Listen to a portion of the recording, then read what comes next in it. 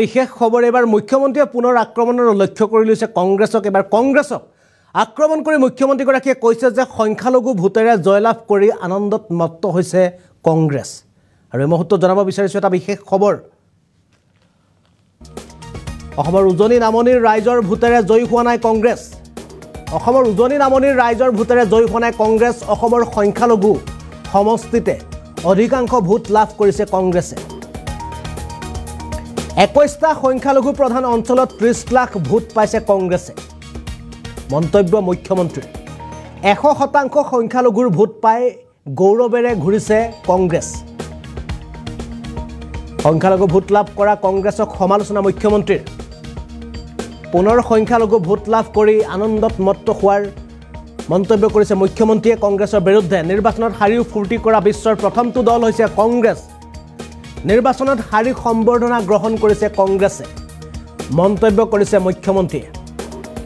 মুখ্যমন্ত্ৰীয়ে পুনৰ কংগ্ৰেছক আক্ৰমণ কৰি কৈছে যে অসমৰ উজনি নামনিৰ ৰাইজে ভোট দিয়া নাই কংগ্ৰেছক। কংগ্ৰেছক ভোট দিছে মাইনৰিটি অৰ্থাৎ মুছলমান অধ্যুষিত অঞ্চলৰ পৰা কংগ্ৰেছে অধিক ভোট লাভ কৰিছে। 21টা সংখ্যালঘু অঞ্চলৰ পৰা 30 লাখ ভোট পাইছে কংগ্ৰেছে। 100% সংখ্যালঘুৰ ভোট পাই গৌৰৱেৰে ঘূৰিছে কংগ্ৰেছে, মন্তব্য কৰিছে মুখ্যমন্ত্ৰীয়ে। সংখ্যালঘু ভোট লাভ কৰা কংগ্ৰেছক সমালোচনা মুখ্যমন্ত্ৰীৰ। নিৰ্বাচনত হাৰিও ফূৰ্তি কৰা বিশ্বৰ প্ৰথমটো দল হৈছে কংগ্ৰেছ। নিৰ্বাচনত হাৰি সম্বৰ্ধনা গ্ৰহণ কৰিছে কংগ্ৰেছে বুলি মন্তব্য কৰিছে এবাৰ পুনৰ মুখ্যমন্ত্ৰীয়ে।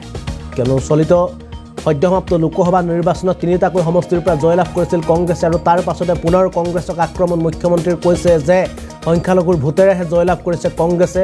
আৰু নিৰ্বাচনত পৰাস্ত হোৱাৰ পাছতো বিশ্বৰ প্ৰথমটো দল যিটোৱে সংখ্যালঘু ভোট পায়ো নিৰ্বাচনত পৰাস্ত হৈও আনন্দত মত্ত হৈছে বুলি এবাৰ মুখ্যমন্ত্ৰীৰ ৰাজহুৱা সভাত এবাৰ মন্তব্য প্ৰদান মুখ্যমন্ত্ৰী। আমি সেই ভাষণৰ পৰা কিছু কিয়দংশ মুখ্যমন্ত্ৰীৰ শুনাব বিচাৰিছোঁ। কংগ্ৰেছ দলে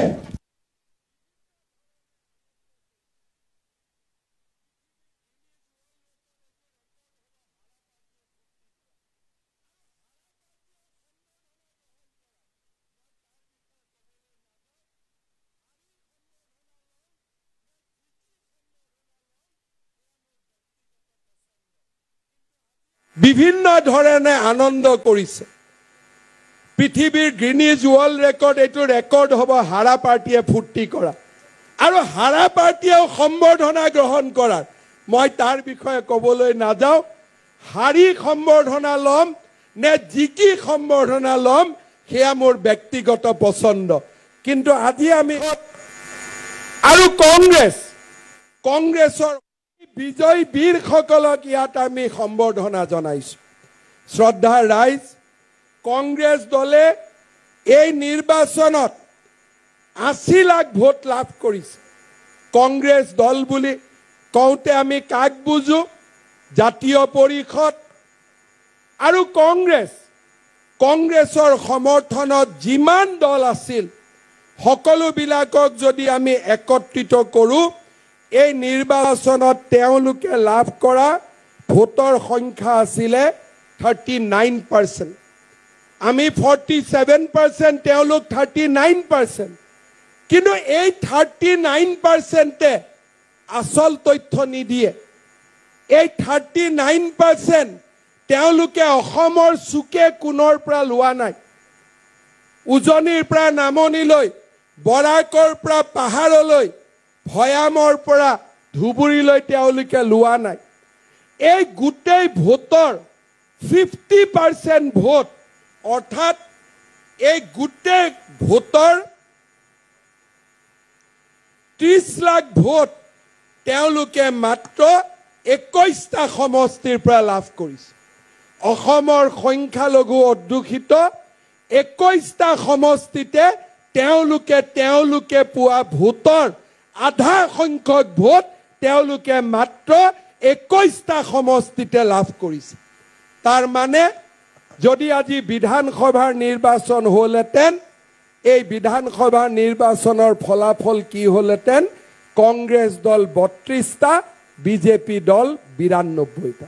হৰাৰ পিছত কংগ্ৰেছ দলে বিভিন্ন ধৰণে আনন্দ কৰিছে পৃথিৱীৰ গ্ৰিনিজ ৱৰ্ল্ড ৰেকৰ্ড এইটো ৰেকৰ্ড হ'ব হাৰা পাৰ্টিয়ে ফূৰ্তি কৰা আৰু হাৰা পাৰ্টিয়েও সম্বৰ্ধনা গ্ৰহণ কৰাৰ মই তাৰ বিষয়ে ক'বলৈ নাযাওঁ হাৰি সম্বৰ্ধনা ল'ম নে জিকি সম্বৰ্ধনা ল'ম সেয়া মোৰ ব্যক্তিগত পছন্দ কিন্তু আজি আমি সম্বৰ্ধনা জনাইছোঁ বিজয়ী বীৰসকলক আমি বিজয়ী বীৰসকলক ইয়াত আমি সম্বৰ্ধনা জনাইছোঁ শ্ৰদ্ধাৰ ৰাইজ কংগ্ৰেছ দলে এই নিৰ্বাচনত 80 লাখ ভোট লাভ কৰিছে কংগ্ৰেছ দল বুলি কওঁতে আমি কাক বুজো জাতীয় পৰিষদ আৰু কংগ্ৰেছৰ সমৰ্থনত যিমান দল আছিল সকলোবিলাকক যদি আমি একত্ৰিত কৰোঁ এই নিৰ্বাচনত তেওঁলোকে লাভ কৰা